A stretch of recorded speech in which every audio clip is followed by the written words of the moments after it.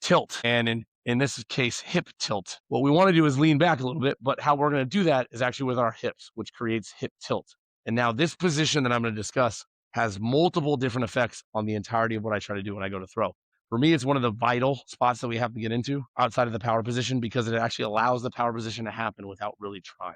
So when I go to do my leg kick, and this is where it happens, when I go to do my leg kick to go throw, what I want to do is when I get to the top of it, and I'm going to take my knee kind of back this way, almost like towards shortstop, essentially, right? I'm going to take my knee this way, and then I'm going to push from this back hip. So as a righty, I'm going to push from this hip. As a lefty, I'll push from that hip on this side, okay?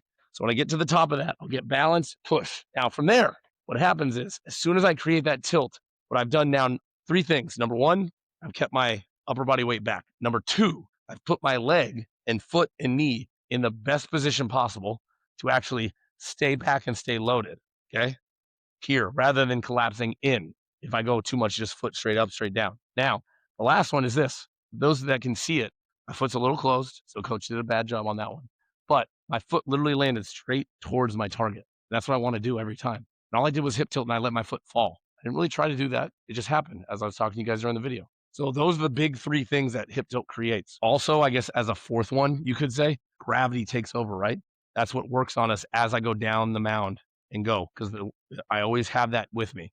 So as soon as I do the hip tilt here, right at the top, here, wham, and I go. Now, all of a sudden, I've sped up a little faster, weight's still back, front foot's pointing towards the target. I'm still in the power position, and now I can still do that leg drive to get going forward to make my throw.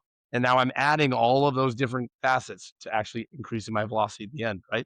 And again, it also helps with accuracy because then I land in the middle towards my target every time. Now, so what it will look like from the side, just to make sure everybody's on the same page with how it actually should look. It's going to look like this. When I come up, I'm going to push a little bit like that. See that? Just a small little push this way.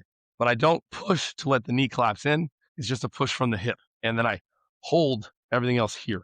Okay. Now, another way to describe it is essentially like when you lift up, you're essentially taking your left as a righty, right as a lefty, cheek, and turning. So you're turning this cheek. We go to land. Now, on top of that, what we're going to do here is that when I lift up, I'm going to essentially use my cheek. Okay. So this cheek right over here, because also too, that will create my line that I want to stay on when I go to throw.